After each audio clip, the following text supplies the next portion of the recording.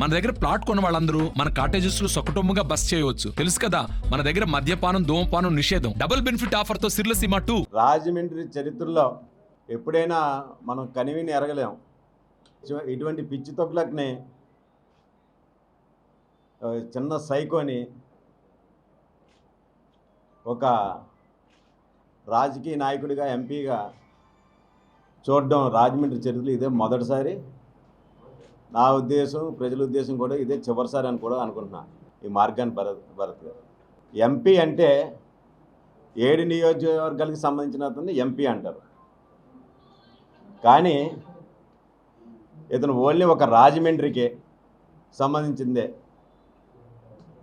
ఎంతో కొంత ఏదో రాత్రులు అతను వ్యాపారం చేసుకోవడానికి అనుకుంటా, ఏదో డెవలప్మెంట్ పేరుతో సుందరీకరణ చేసేది.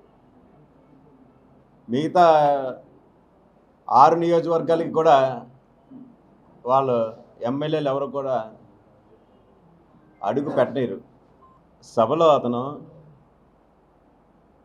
మీరందరూ వీడియో వినే ఉంటారు, ఆడియో అంటే ఆయన వీడియో అన్నాడు, అదే నేను చెప్తున్నాను. అదే ఆడియో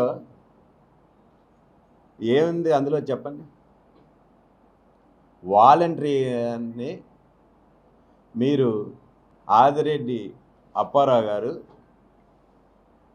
ఏమన్నారు, ఏమమ్మా నీ మీద నిందారోపణలు వస్తున్నాయి, నువ్వు వన్ సైడ్గా చేస్తున్నావు, నువ్వు వాలంటరీ అయితే అందరికీ చెయ్యాలి కదా, కొద్దిగా నువ్వు వైఎస్ఆర్సీపీ కార్యకర్త కింద వద్దు అని ఇలా చేసేటట్టయితే మా కార్యకర్తలు నీకు బుద్ధి చెప్తారు.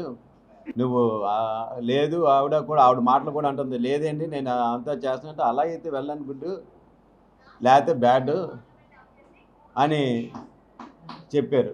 భరత్ గారు, దీంట్లో తప్పేముందండి? వాలంటరీ అంటే ఎవరు? మీ కార్యకర్త.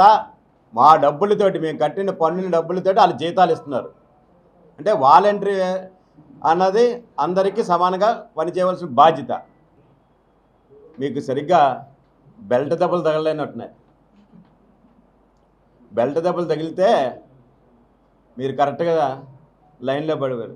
కానీ మేము చూపించిన బెల్ట్, ఈ బెల్ట్ దెబ్బలు మీకు పడతాయి. ఒళ్ళు దగ్గర పెట్టుకుని పెద్దాంతరం చిన్నాంతరం లేకుండా మాట్లాడితే మీరే అసలు రాజమండ్రికి రౌడీ చూసి చూపించారనుకుంటున్నారు మీరు. రాజమండ్రి ప్రజలారా, ఇటువంటి రౌడీకి మనం ఓట్లేసి ఎమ్మెల్యేగా ఎన్నుకోవాలా? భరత్ గారు, మీరు చేసిన కొన్ని ప్రశ్నలు మేము ఎప్పుడో 10 ప్రశ్నలు ఎప్పుడో అడిగాం, దానికి సమాధానం చెప్పలే. మీరు సభ పెట్టారు, సిద్ధం సభ పెట్టారు, అవన్నీ చెప్తారని అనుకున్నాం. వాలంటీర్లు అంట ఈయన సొంత చెల్లెల్లా చూసుకుంటాడంట. అమ్మా, వాలంటీర్లని మీ నాయకుడు చెల్లెళ్ళే గతి లేక వాళ్ళు ఏం చేస్తున్నారో చూసాక మీ నాయకుడే ఆ చెల్లెల్ని చూసుకోలేదు.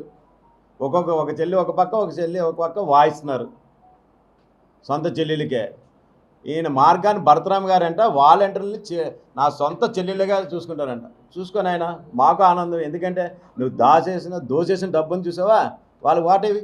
మరిన్ని వీడియోస్ కోసం ఛానల్ ని సబ్స్క్రైబ్ చేయండి, లేటెస్ట్ అప్డేట్స్ కోసం వాట్సాప్ ఛానల్ ని ఫాలో చేయండి, అండ్ లింక్ డిస్క్రిప్షన్ లో ఉంది.